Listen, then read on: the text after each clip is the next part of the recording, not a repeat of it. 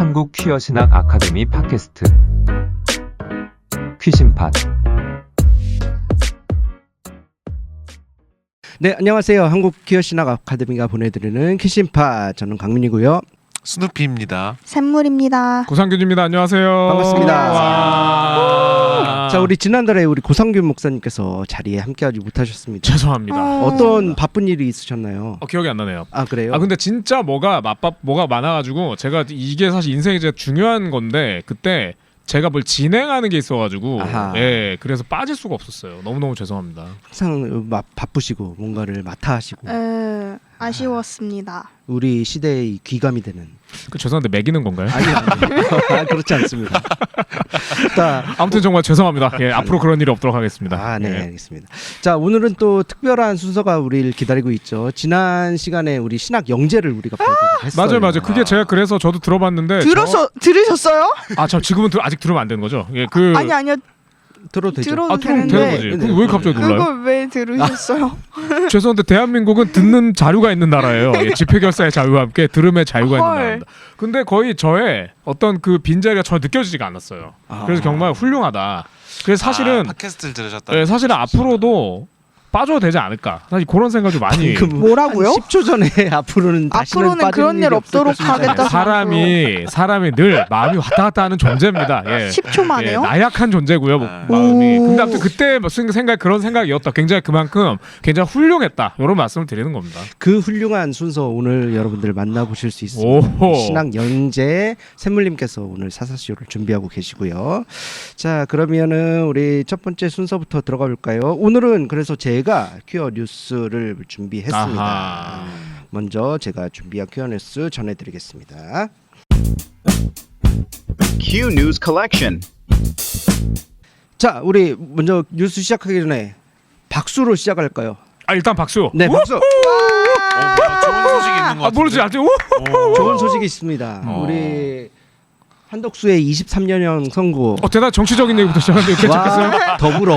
와 더불어. 우리 이동환 목사님. 이거 진짜 박수하겠네요. 승소였습니다. 맞아. 후련한 얘기였습니다. 좋습니다. 네. 너무 당연한 얘기지만. 예. 이거에 대해서 좀 간략하게 정리를 해드릴게요. 지난 1월 15일입니다. 15일 수원고등법원 재판부가 이동환 목사가 기독교 대항감리의 경기연회를 상대로 제기한 출교 무효 확인 소송 항소심에서 경기연회의 항소를 기각했습니다. 자, 이게 어떻게 된 재판인가?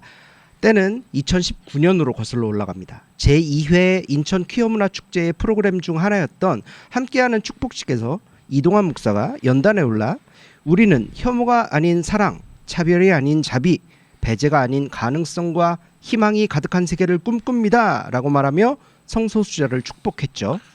이 축복식을 두고 감리교단이 교단 내 헌법인 교리와 장정 제3조 8항 동성애를 찬성하거나 동조하는 행위 이 문구를 근거로 2020년에는 정직 2년을 2023년엔 교단 최고 수위 징계인 출교를 선언했습니다.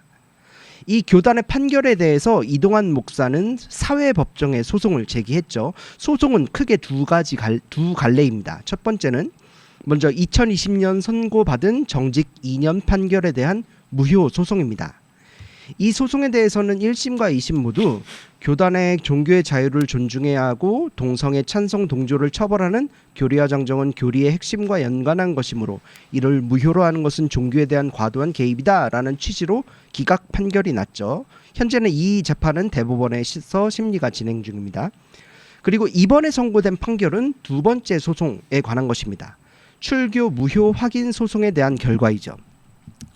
2023년 내려진 출교 처분에 대해 2024년에는 법원이 본안 판결 전까지 효력 정지 가처분을 인용하였고요. 그리고 1심에서는 경기연회가 무변론으로 일갈해서 이동환 목사의 승소 판결을 내렸습니다. 그리고 이번 2심에서는 역시 이동환 목사 출교는 무효라는 판결을 내린 겁니다. 판결에 대한 주요 근거는 다음과 같습니다. 고발 한정주의의 위반에 따른 절차상 하자입니다. 고발 한정주의는 이제 고발한 주체가 피해자여야 한다는 겁니다. 그러니까 교리와 장정상 범행으로 인한 피해자는 고소할 수 있다라고 규정돼 있는데 이동환 목사를 고발한 목사들이 이 축복으로 인한 실질적인 범행으로 인한 피해자가 아닌 것이죠. 그러니까 성립되지 않는다. 그렇죠. 그리고 두 번째는 징계 재량권을 일탈 남용했다는 이유 근거입니다. 축복이란 행위와 출교라는 행위는 비례 원칙에 어긋난다는 취지죠. 그러면서 이제 재판부가 교단에서 출교를 내렸던 사건에 대한 예시를 쭉쭉 나열을 했어요. 들어보시죠. 교회 재산 유용 및 약 1억 원에 가까운 배임을 저지른 목사, 약 7년간 불륜을 저지르고 상대방에게 2회 임신 중절 수술을 받게 한 목사, 교회 공금 96억 원을 횡령하고 유용한 후 교회를 매매한 목사, 이런 목사들이 출교를 당했는데 이동환 목사의 축복이라는 행위가 이런 행위들과의 비례성에서 어긋난다면서 출교 무효를 선언한 겁니다. 그럼에도 불구하고 아쉽게도 이 성소수자에 대한 축복 자체를 징계하는 것이 타당한지에 대한 판단은 없었습니다. 동성애 찬성 동조에 대한 처벌이 감리교의 교리와 연관되어 있고 이에 대해서 법원이 개입하는 것은 정교분리 원칙에 반한다는 이유를 든 거죠. 그럼에도 재판부는 뭔가 의견을 내놨습니다. 무언가 의견을 내놨습니다. 이런 문구를 판결문에 썼는데요. 들어보시죠. 원고 주장과 같이 기독교적 이념에 기초하여서도 성소수자에 대해 관용과 포용의 입장을 취함으로써 우리 사회와 감리회 내 교회의 다양성과 건전성을 강화할 여지가 있을 수 있고 감리회 교인 전체에 의미 있는 진전이 될 수 있다는 점에 대해서는 교단 외부의 관점에서 일정 부분 전혀 공감하지 못할 바는 아니다. 라면서 이동환 목사의 주장에 이제 동의하는 그런 표현을 굳이 판결문에 써놓은 재판부인 거죠. 와. 자, 그래서 우리가 오늘 녹음하고 있는 1월 26일 현재 감리교단의 상고 소식은 전해지지 않고 있습니다. 지금 며칠 지났죠? 이게 2주 내에 항소를 진행해야 되는데 요 판결이 15일에 났으니까 아직 며칠이란 시간이 남았죠. 최종심 항소 기간 2주기에 며칠 내로 교단의 항소가 있으리라 예상을 하고 있습니다. 이렇게 오늘 이동환 목사의 재판 승소 소식을 전해드렸습니다. 와. 기쁜 소식입니다. 연초에 굉장히 좋은 소식이 전해졌네요. 그렇죠. 사실 굉장히 당연한 얘기인데 이걸 재판해야 된다는 게 속상하긴 하지만 그래도 좋은 소식이니까요. 맞습니다. 시원하네요, 뭔가 내용이. 날이 이렇게 추운데 굳이 이렇게 시원하다고 따뜻합니다. 따뜻한 내용이라고 해야 되는 거 아니냐? 정말 참 답답합니다 정말. 뜨겁습니다. 전혀 예상 지금 이거 듣는 분이 말이죠. 굉장히 추운 데서 일하고 계신 노동자일 수도 있는데 시원하다고 저렇게. 이렇게까지. 한파에. 아무튼 좋습니다. 소송하겠습니다. 정말 기쁜 소식입니다. 맞습니다. 그래요. 만약에 한 번 더 상고를 하면은 대법원에 가는 건가요? 그렇죠. 대법원에 가는 거죠. 대법원에서는 이 법리를 제대로 적용했는가의 여부만을 판단하기 때문에 아마 2심 그대로 가지 않을까. 법리를 이 재판부가 법리를 제대로 적용했다면. 네네. 그러니까 대법원에서는 아예 재판이 열리는 스타일 자체가 그렇게 불러다가 이쪽 저쪽 얘기를 듣거나 과정 자체가 없기 때문에요. 그냥 지금 말씀하셨듯이 2심에서 재판된 내용을 보고 법리적으로 검토해서 이게 맞냐 틀리냐 이 정도니까요. 지금 근데 재판부가 얘기한 게 무리하다고 볼 수 있는 내용은 사실 네네. 없는 것 같아요. 그렇죠, 맞아요. 그리고 저는 재판부가 굳이 재판부의 의견을 써넣은 부분도 굉장히 인상 깊었습니다. 그렇습니다. 맞아요. 교단 외부의 시선으로서 공감 못할 바가 아니다. 그러니까 성소수자를 축복하는 것이 우리 사회의 진전이다. 이런 의견을 재판부가 내는. 재판장이 성함이 누구시죠? 그거를 제가 확인을 못했네요. 아까 처음에 23년 얘기하셨는데 우리가 이진간 재판부 이렇게 이름을 기억하잖아요. 그러니까요. 제가 그래서 기억을 재판부 좀. 이름을 찾아보려고 했는데 좀 찾다가 네. 나중에라도 혹시 쉽사리 확인하시면 나오지 저희 퀴신박 거기에 댓글이라도 올려주시면. 좋습니다. 그러면은 지금 현재 기준으로 봤을 때 이제 이동환 목사님이 다시 되신 건가요? 아닙니다. 아니에요? 아닙니다. 아닌가요? 1월 즉시 그러니까 그거는 이게 제가 하는 게 틀릴 수 있다는 네네네. 전제하에요. 네. 그러니까 교단법이 있고 사회법이 있잖아요. 그러니까 네. 사회법에서 교단의 법이 틀렸다고 얘기했으면 교단법에서 그걸 받아서 교단법에서 우리가 그동안 했던 게 틀렸다라는 걸 인정하는 과정이 있어야 됩니다. 맞아요. 가처분을 인용했음에도 예, 그렇게 그럼요. 되나요? 그럼 그렇습니다. 그러니까 바로 곧바로 되지 않을 겁니다. 2024년 7월 18일 수원지방법원 안양지원 제11민사부는 2023년 12월 14일 이동환 목사 측이 기독교 대한감리회 경기연회 재판위원회의 출교 판결의 효력을 정지해 달라고 제기한 가처분 신청을 인용했습니다. 즉 이동환 목사는 감리교 신자의 자격을 회복했고 목사로 복직되었습니다. 좋습니다. 아주 좋은 아, 기분 좋은 소식으로 좋은 소식 전해주셨네요. 네네네. 감사합니다. Into the queer theology. 자, 이번 시간에는 여러분들 모두 기다리셨던 쇼. 이번에는 이렇게 외쳐봅니다. The Great 샘물의 사사쇼. 쇼. 감사합니다. 얼마나 이걸 하고 싶었을까? 정말 신나셨네요. 정말 감사드립니다. 이렇게 격한 환영이라니. 후련하네요. 정말 후련해 보이세요. 정말 감사합니다. 지난번에 우리 고상균 목사님께서 우리 샘물님에게 선물해 주셨던 책, 그 맞습니다. 책으로 시작이 된 거죠. 그래요. 네. 제가 이제 저번에 고상균 목사님께서 선물해 주신 책을 조금 살펴보고 거기서 조금 이거 좀 소개할 만한데 그 책을 싶은 벌써 다 보셨어요? 아닙니다. 좀 목차 보고 소개하기 괜찮을 부분을 골라서 AI의 도움을 받아 훌륭하십니다. 읽었습니다. 그래서 그 부분 중에 이제 그게 꽤 많은 장들로 이루어져 있는데요. 그 중에 한 2개를 골라서 이번 화에 하나, 다음 화에 하나 이렇게 하나씩 소개해 드리려고 합니다. 좋습니다. 네, 그러면 시작해 보도록 하겠습니다. 소개해 드릴 책은 토라 키어리스라는 책입니다. 부제가 Weekly Commentaries on the Hebrew Bible인데요. 이 책은 토라, 우리가 보통 모세오경이라고 부르는 창세기, 출애굽기, 레위기, 민수기, 신명기를 키어 당사자거나 엘라인 유대교 저자들이 해석한 내용을 담았습니다. 이 오경에 대해 주석한 내용이 매주 읽을 수 있을 정도의 분량으로 장마다 나뉘어져 있습니다. 제가 살짝 살펴봤는데 되게 흥미로운 내용이 많더라고요. 이번 화에는 창세기 첫 부분을 다루는 한 장을, 다음 화에는 레위기에서 한 장을 소개해 보려고 합니다.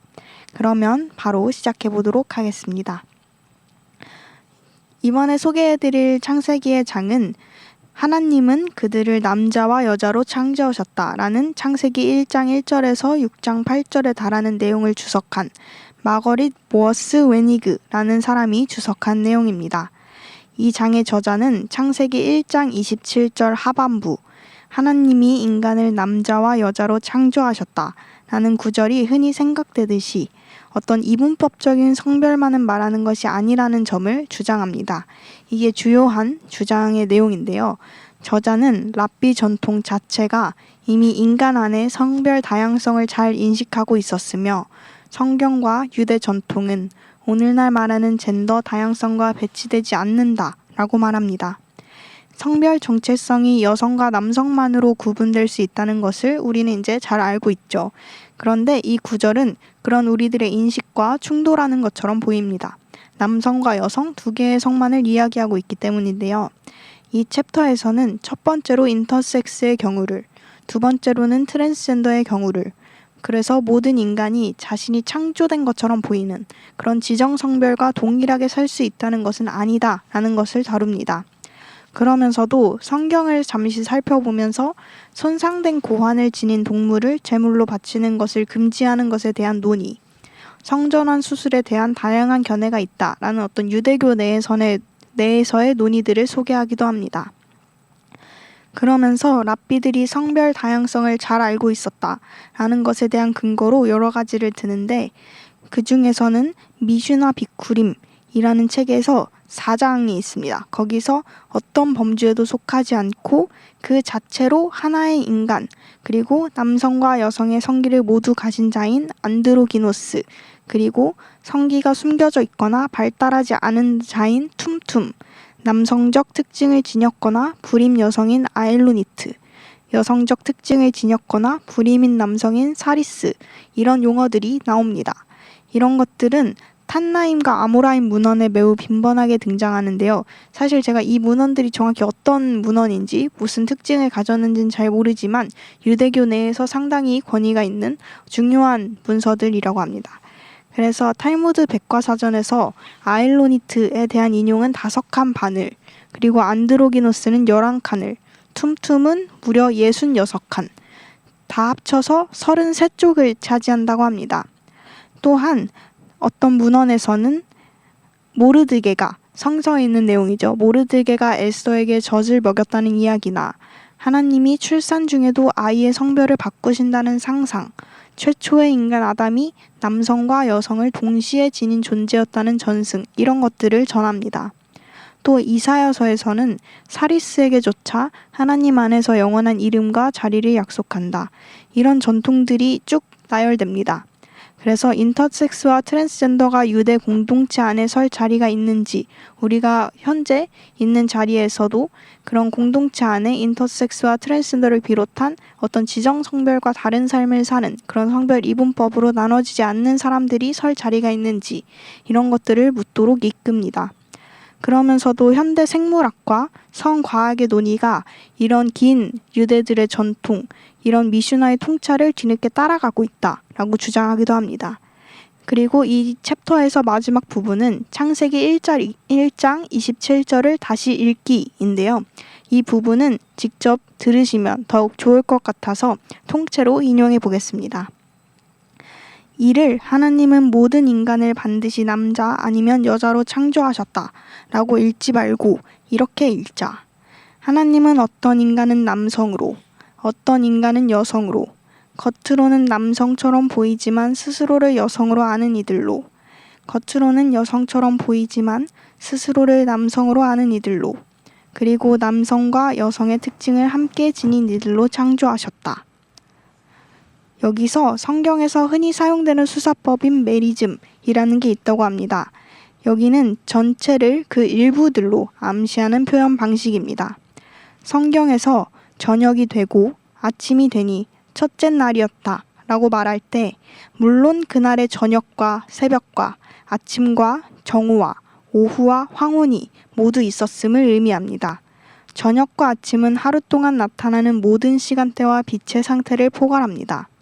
마찬가지로 창세기 1장 27절 하반부에서도 성별과 성별 정체성의 다양하고 풍부한 전체 스펙트럼이 단 2단어, 남자와 여자로 포괄되어 표현된 것입니다.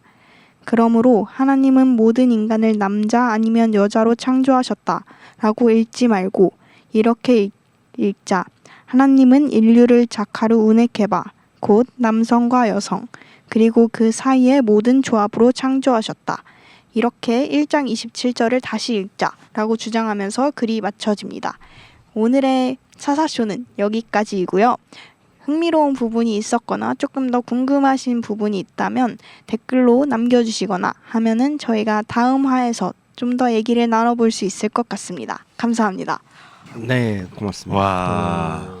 그러니까 창세기 1장에 남자와 여자로 창조하시고 이것이 굉장히 보수적인 입장을 가진 이들에게는 굉장히 중요한 성경 구절이죠. 맞죠. 근데 그것을 토라의 어떤 전통적인 해석들을 가져와서 조금 더 비틀어 버리네요. 네. 네. 그래서 남자와 여자가 아니라 그 안에 수많은 스펙트럼의 합이다. 맞습니다. 인상 깊습니다. 그러니까 유대교 전통에서 보면은 이제 그 아주 오래된 경전을 가지고 있는 오래된 종교들의 특징이죠. 그러니까 경전을 굉장히 신성시하는. 그러니까 그렇게 되면 사실 경전을 놓고 직접 해석하는 방식을 취하지 않고요. 경전은 읽는 거고. 그러니까 예를 들어 이제 예배나 그 예식 때 그 경전을 거룩하게 이렇게 해서 막 읽거나 뭐 이런 걸 하죠. 근데 그거에 대해서는 그건 그냥 받아들이는 거지. 그게 뭔데요? 그러니까 이렇게 하지 않는 거죠. 그러면 이제 그건 어떻게 할 거냐? 그거에 대한 해석을 이제 뭔가 별도로 하는 게 필요한 겁니다. 그러니까 미슈나라는 건 그런 거죠. 그러니까 토라라는 게 있으면 토라는 거룩한 문서기 때문에 얘를 찍고 막 이렇게 막 걔를 막 분석하고 하지 않아요. 그러니까 걔는 딱 꺼내가지고 딱 읽으면 아 주님 그 말씀이 맞습니다. 받아들이고 끝나는 겁니다. 그렇게 살아야 돼요. 근데 그걸 어떻게 살 건데? 그러면 이제 그건 이렇게 살아야 돼요라고 이렇게 구체적인 지침 이게 미시우나입니다. 그래서 미시우나라는 말이 이렇게 반복한다라는 뜻인데요. 그러니까 그 토라의 이야기를 반복해서 내 삶에서 그거를 이렇게 구현한다. 근데 그 이야기에서 아까 말씀하셨던 사람에 대해서 굉장히 다양한 이해들이 있잖아요. 그러니까 그 이해를 거기서 그렇게 얘기를 풀었던 거죠. 그러니까 우리 안에는 다양한 성기의 모습도 있고 그리고 남자라고 하지만 그 남자 같지 않은 사람도 있고 여자인데 다양한 여자도 있고 막 그래. 그러니까 이거 우리 다 하나님이 다 우리를 창조하신 거야. 그러니까 이렇게 해석했던 거예요. 미슈나 그러니까 토라라는 것은 고정되어 있는 거잖아요. 그렇습니다. 불변하는 것. 예. 그럼 미슈나도 그 정도의 지위를 갖나요? 상당한 권위를 가지는데 근데 미슈나는 확대되고 변화합니다. 아하. 예, 그래서 우리가 탈무드라고 하는 거 있잖아요. 근데 우리가 왜 다 꼬맹이 때 배우거나 뭐 이런 거 탈무드는 무슨 동화책 같은 그런 느낌인데 맞아요. 미슈나라는 것도 이제 시간이 지나가서 이것도 좀 이렇게 좀 엄정한 율법 같은 느낌이죠. 그래서 그거를 더 실생활에서 더 알기 쉽게 풀어서 갔던 게 확대된 게 탈무드 형태예요. 그러니까 탈무드하고 미슈나는 비슷한데 좀 다른 이런 거죠. 그러니까 아무튼 이게 아까 말씀 주셨듯이 경전은 건드리지 못합니다. 근데 이거에 대한 해석은 확대되고 변화됩니다. 그런데 그거의 핵심은 삶의 자리에서 우리가 어떻게 할 거냐라는 건데 미슈나는 우리가 좀 생각했던 것보다 훨씬 더 개방적이에요. 네, 그러니까 그런 게 놀랍고요. 그래서 거기에 왜 아까도 얘기했지만 미슈나에서 얘기할 때 창조할 때 아담이 그러니까 아담은 남자가 아니라 그냥 사람으로 만들어졌다. 그러니까 이런 얘기가 전설이다라고 나왔던 거. 근데 이거 왜 우리가 20세기 넘어서서 필리스 트리블 그러니까 수사 비평을 처음 여셨던 그분이 그 수사 비평을 통해서 그런 얘기를 하셨잖아요. 그러니까 아담이라는 말에서 이시아가 나오는데 그러니까 생각해봐. 아담에서 이시아가 나왔으니까 뭐예요? 이시아 남자 여자가 나왔으니까 그럼 아담은 뭐죠? 남자 여자가 다 있는 존재죠. 그러니까 안드로진이죠. 맞아요. 그러니까 이것만 봐도 아니잖아. 그러니까 이성이 아니잖아 임마. 이렇게 말한 게 필리스 트리블이죠. 그러니까 이 얘기가 수백 년 전에 미슈나에서 이미 했다는 겁니다. 그 얘기가 오늘 지금 사사쇼에서 지금 말씀을 잘 주신 거죠. 맞습니다. 너무 정확하고 그리고 저도 읽으면서 그 부분도 재밌었던 것 같아요. 역시 이 그 한국 퀴어 신학의 계보가 이제 자연스럽게 이어지는 그죠, 그런 이전되고 있다. 느낌이 드네요. 그렇습니다. 에? 아니에요. 아니에요. 아직 계보는 이어지지 않았습니다. 고상경 목사님에게 영원히 머물러 있을 권위를. 사사쇼. 너무 신나셨는데요. 어떡하지? 네, 들으신 분들도 뭐 조금 어려운 내용일 수도 있어요. 단어들도 어렵고 뭐 미슈나 토라 이게 뭔지. 하지만 예전에 유대교 전통 안에서 창세기 1장을 창세기 앞부분을 해석한 지금의 대중의 인식과는 다른 좀 더 넓은 범위의 해석이 존재했다. 이미 그것을 소개해 주셨습니다. 맞습니다. 승피님 어떻게 들으셨나요?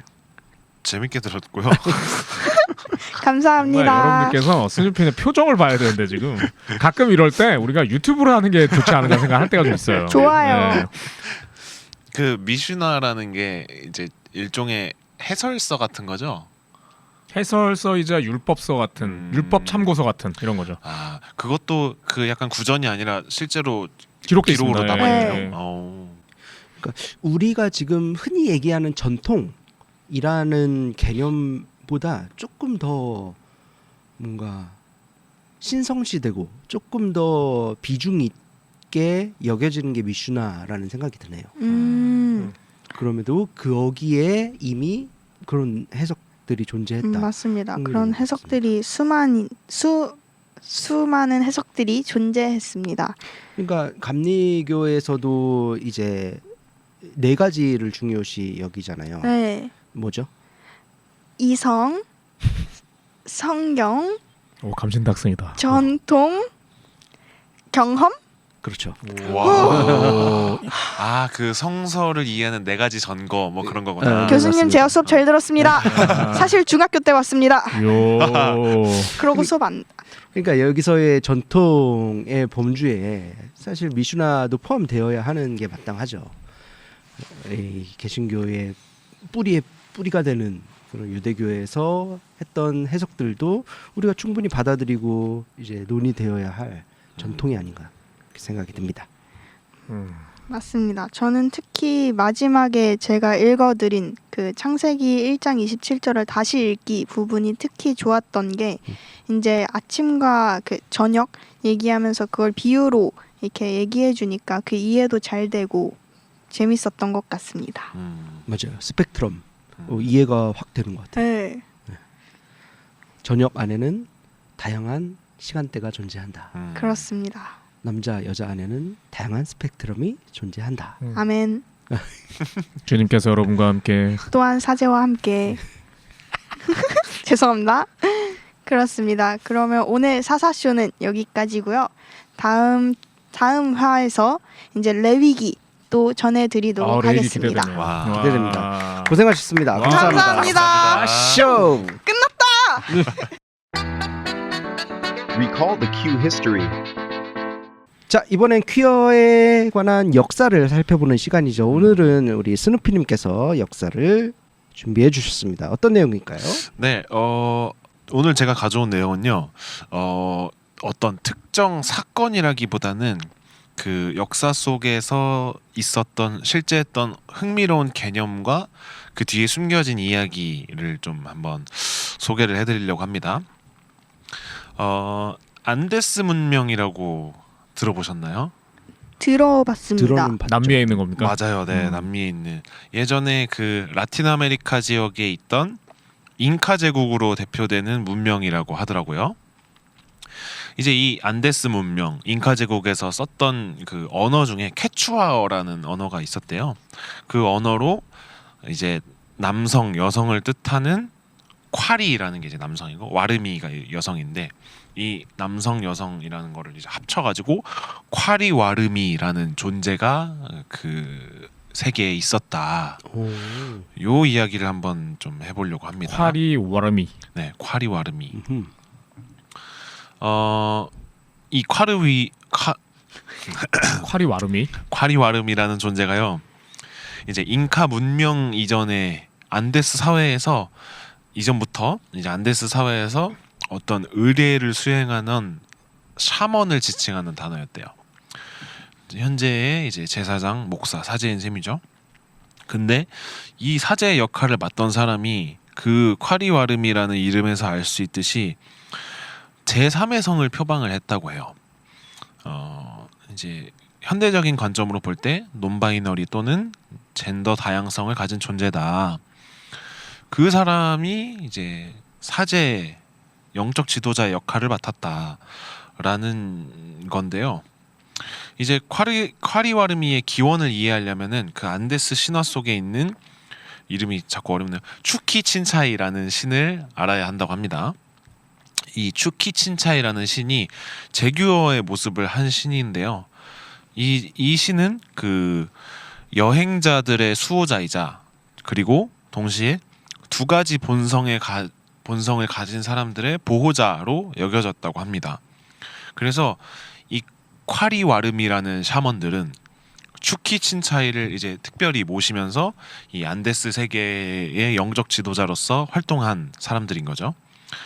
그리고 이제 이 사람들이 이 아까 뭐 저기 논바이너리 같은 존재라고 말씀드렸는데요. 사회적인 성별과 좀 반대되는 어떤 복식이나 행동 거지들을 하면서 이 여성성 혹은 남성성을 동시에 실현하며 활동했다라는 게 이제 흥미로운 부분인 것 같습니다.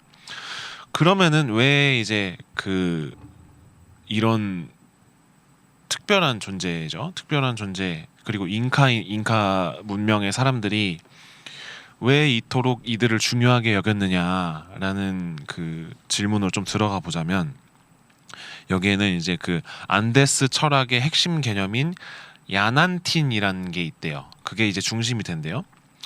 이 야난틴의 의미는 뭐냐면 이게 되게 재밌는데 이 안데스 사람들이 세계를 이해할 때 굉장히 이원론적으로 좀 이해를 했다고 해요.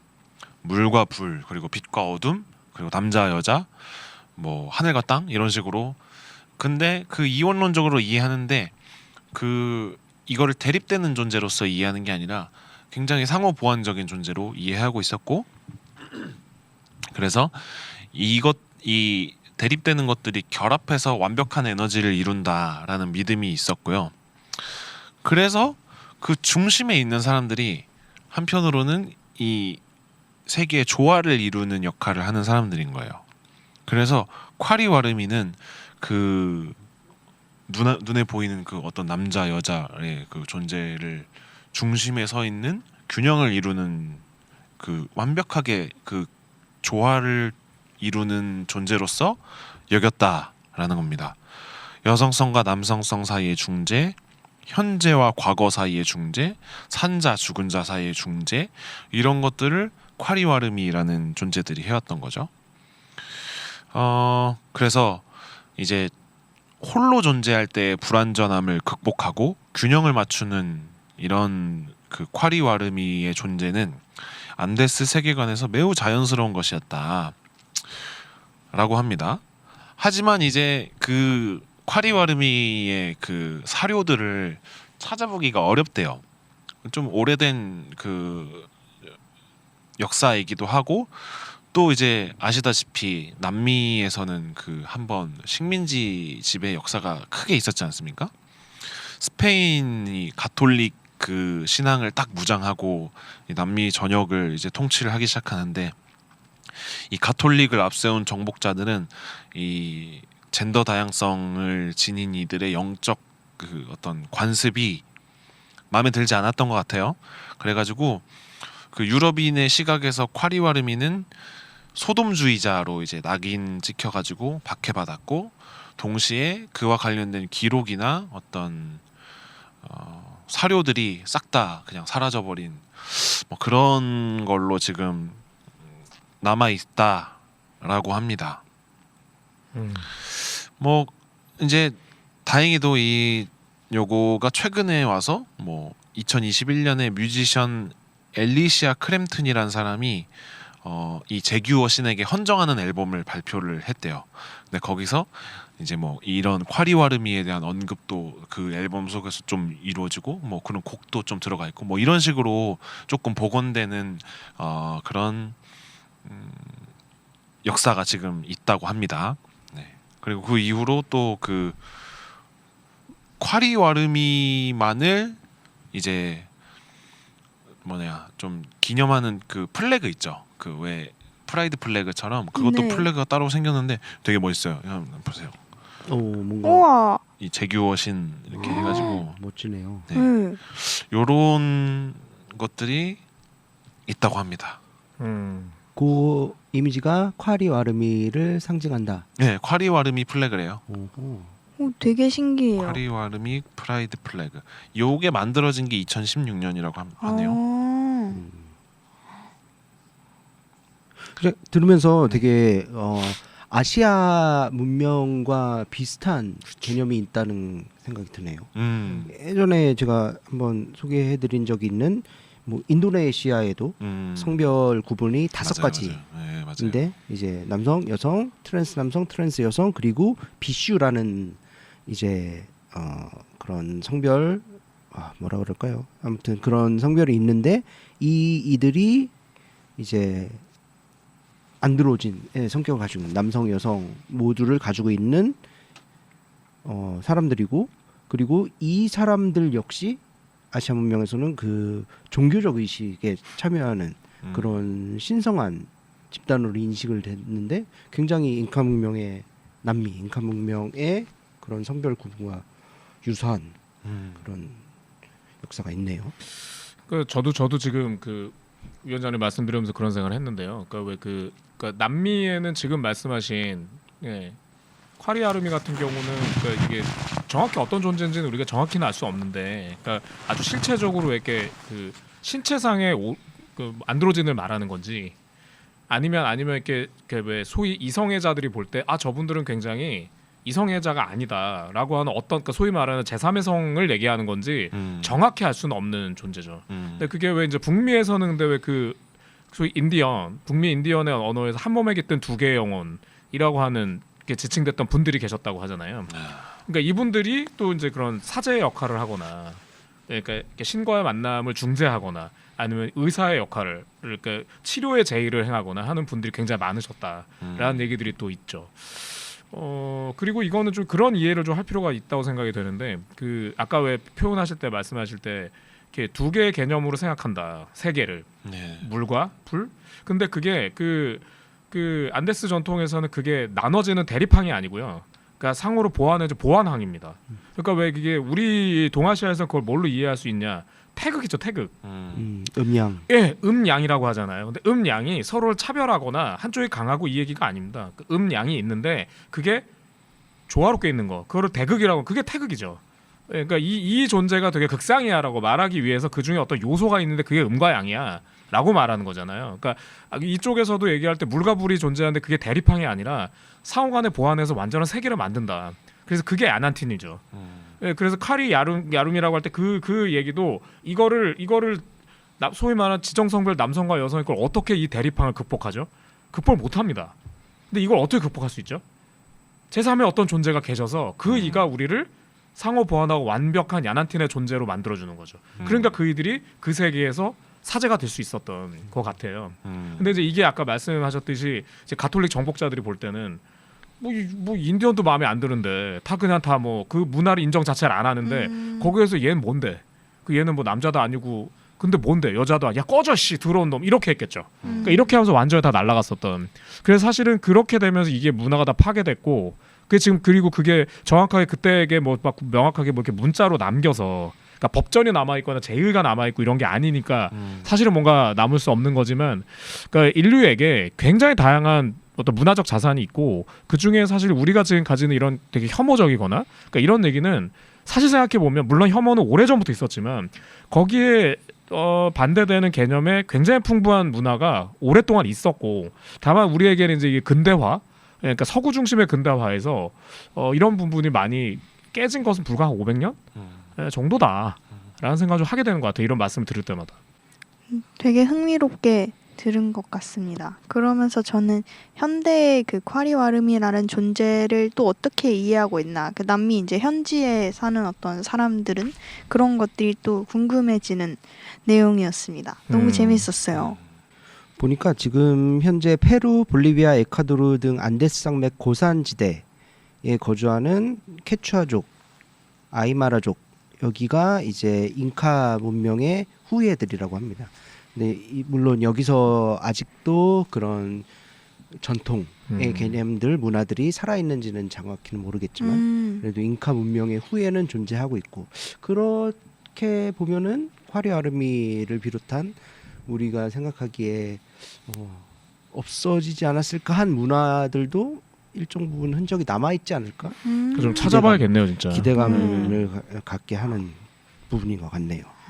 네, 그러면 오늘은 우리 스누피님께서 콰리와르미에 관한 역사를 우리에게 전해주셨습니다. 고생하셨습니다. 감사합니다. Queer in culture. 자, 오늘 마지막 순서 우리 이번에는 고상균 목사님께서 퀴어 문화 콘텐츠 소개해 주시는 시간입니다. 와. 오늘 어떤 문화 콘텐츠를 우리에게 소개해 주실 건가요? 예, 오늘 제가 소개해드릴 문화 콘텐츠는 책이고요.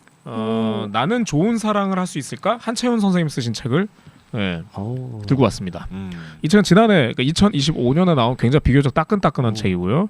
그러니까 이 책은 나는 좋은 사랑을 할 수 있을까라는 이름으로 되어 있는데 이 내용은 어떻게 보면 굉장히 성교육에 대한 성교육 자체가 아니라 성교육적 측면에서 굉장히 좋은 정보로 가득 차 있는 책입니다.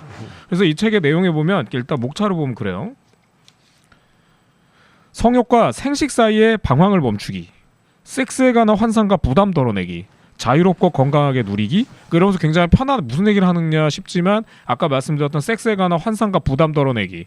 여기서 우리가 섹스라고 하면 어떤 사람은 무한히 무슨 이렇게 막 성적 판타지에 빠져 있거나 어떤 사람들은 갑자기 거기에 대해 대단히 금욕적으로 막 얘기하거나 어떤 사람 그거를 막 이렇게 둘 다 갖고 있는 혼란에 빠져 있거나 뭐 막 등등등 막 있잖아요. 근데 이것도 아니고 저것도 아니야. 이거는 섹스는 그 자체고 편안한 건데 근데 거기에는 책임이 뒤따른다. 근데 그러려면 뭔가를 많이 알아야 돼. 우리가 그냥 하면 안 된다. 그래서 뭔가 알아야 될 걸 굉장히 자세히 설명을 해줍니다. 근데 여기 내용에 보면 이런 이야기들이 등장해요. 한번 제가 직접 한번 읽어드릴게요. 지금은 무성애라는 개념도 등장한 시대입니다. 무성애는 사랑이 없다, 연애를 하지 않는다, 섹스를 싫어한다는 의미가 아닙니다. 무성애는 사랑의 꼴과 향기가 얼마나 다양한지 알려주는 스펙트럼을 엄청나게 넓히는 개념이죠. 세상이 만들어 놓은 틀에서 벗어나 사랑, 연애, 이별, 합의, 불안, 불만, 폭력 등을 다루는 방법을 이제 같이 찾아볼까요? 라고 하면서 하나의 예로 이런 얘기를 해주시기도 합니다. 동성 간 성관계에 사회적 편견과 억압이 강하기 때문에 실행 전에는 반드시 고민을 좀 해야 합니다. 나는 어떻게 받아들일지, 어떻게 해석할지, 어떻게 다룰지 말이죠. 죄책감이나 수치심에 시달릴 듯하다면 그 결정을 미루는 쪽이 낫습니다. 그렇지만 만약 선택한다면 잊지 마세요. 동성 간 사랑과 성관계에는 아무 문제가 없고 비자연스럽거나 부자연스러운 면도 없습니다. 편견 때문에 때로는 부당하거나 납득할 수 없는 상황에 놓일 수도 있지만 이런 반응은 무시하거나 맞서 싸우면 될 뿐 잘못 선택한 결과는 아닙니다. 와. 그러니까 이러면서 이 책은 그러니까 성에 대한 이야기를 다양성을 얘기해주며 그 안에 편견 없이 또 성의 그 우리가 소위 성소수자 혹은 성적 다양성이라고 하는 이야기들도 그러니까 성이라는 측면에서 어떻게 우리가 풀어갈 수 있냐, 사랑이라는 측면에서 어떻게 풀어가야 되는 굉장히 드라이한데 굉장히 섬세하게 다루는 책입니다. 그래서 이건 이제 제가 왜 한편으로는 성교육 이렇게 업무에 종사하고 있잖아요. 남다른 성교육연구소 소장님이십니다. 그렇습니다. 이야. 네, 그래서 거기에서 이거 되게 중요한 강사들의 교재처럼 이렇게 인식이 되고 있고요. 많은 사람들에게. 저는 이거는 괜찮다면 정말 많은 사람들이 좀 읽어보고 그래서 여기에 대해서 좀 관심을 가지고 필요하면 이거에 대해 공부도 해보고 할 수 있으면 좋겠다. 그리고 이 책은요 되게 재밌는 건 챕터가 시작하면서 이렇게 나는 얼마나 알고 있나 이렇게 해서 문제를 내요. 그게 문제가 나오고 이렇게 쭉 거기다 이 책의 챕터 쭉 설명이 끝난 다음에 거기에 대해서 이렇게 친절하게 답을 붙여줍니다. 우와. 그래서 이게 교재로 쓰기에도 되게 좋은 책이에요. 그니까요. 예, 그래서 이거는 한번 뭐 이렇게 친구들끼리나 이렇게 같이 한번 읽어보고 하면 좋지 않을까. 예, 그런 말씀을 드리면서 마무리합니다. 그거 우와. 읽으실 때 나는 얼마나 알고 있나에 대한 질문에 답변을 많이 하실 수 있었나요? 저는 이제 솔직하게 말씀드리면 어떤 챕터는 담아준 게 있는데 우와. 어떤 챕터는 반 이상 틀린 것도 있었습니다. 그래서 여러분들 꼭 보시면 좋을 것 같아요. 되게 궁금해지는 그렇습니다. 책입니다. 나는 좋은 사랑을 할 수 있을까였습니다. 나는 좋은 사랑을 할 수 있을까? 굉장히 어떤 사랑과 성관계에 대해서 욕망에 충실하라라고 섣불리 충고하진 않네요. 예, 그러니까 욕망에 충실한 것도 사실 충실한 데는 책임이 뒤따르죠. 그러니까 그런 이야기를 굉장히 드라이하지만 분명하게 얘기해 주는 책입니다. 조금 더 한 번 멈춰서 한 번은 생각해 보게끔. 네. 그렇다고 당연히 그것들을 거부해야 된다는 건 아니고. 그렇습니다. 굉장히 흥미로운 책입니다. 여러분께 꼭 권해드립니다. 감사합니다. 얼마 전에 제가 오랜 친구들 동생들이랑 이야기를 하는데 이분들이 아직까지 뭐 자식을 키우는 사람도 있었고 아직 결혼 안 한 사람도 있었는데 혼전 순결에 대해서 얘기를 하는 거예요. 그러니까 그래요? 내 자식들이 혼전 순결을 했으면 좋겠다고 또 한 명은 자기는 혼전 순결을 아직도 하는 게 좋겠다라고 생각을 한다.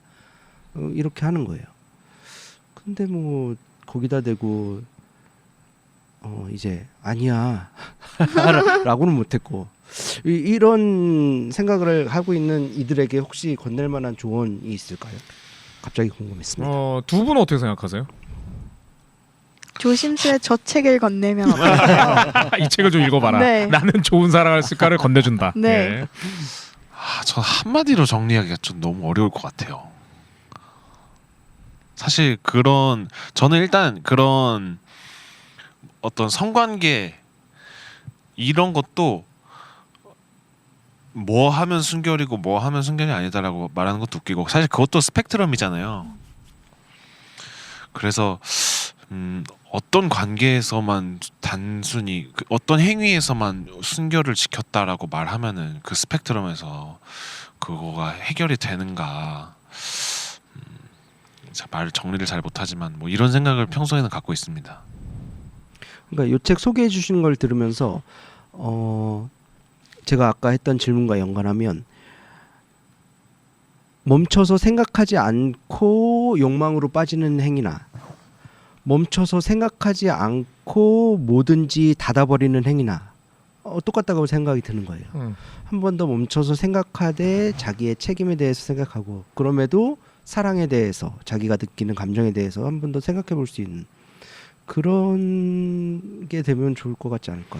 뭐 저는 지금 주신 말씀에 전혀 이견이 없고요. 저도 같은 생각입니다. 근데 이런 말씀을 좀 드리고 싶었는데요. 말씀을 들으면서 그러니까 혼전 성관계, 특히 자녀에 대한 혼전 성관계에 대해서 되게 금기하고 혹은 10대의 어떤 연애 자체에도 굉장히 부정적으로 많은 이제 양육자분들 그런 생각 하시잖아요.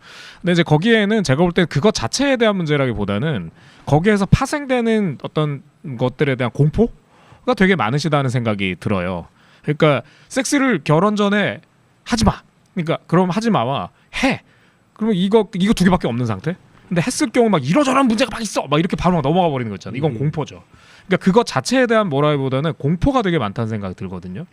근데 이제 요걸 놓고 하나 좀 생각해 봤으면 하는 것은 예를 들어 그러면 그 성표현물 소위 야동이라고 하는 거. 자, 그럼 10대 청소년들이 야동을 본다. 그거 보지 않게 해야 된다. 보게 해도 된다. 어떻게 생각하세요? 저는 이 얘기가 지금 사실 21세기 대한민국에서 무의미하다고 생각하는 건 막을 수 있는 방법이 없기 때문입니다. 그렇죠. 예. 자, 그럼 아까 이걸 살짝 가면 내 자녀가 성관계를 하는 거에 대해서 막을 방법이 있습니까? 그게 이제 성인이라면 더더욱 저는 별 가능성이 없다고 생각하거든요. 그러니까 이런 걸 일단 다시 돌아오면 그러면 지금의 상황에서 우리가 그러면 성표현물에 대해서 보지 마, 보면 안 돼로 가야 되냐?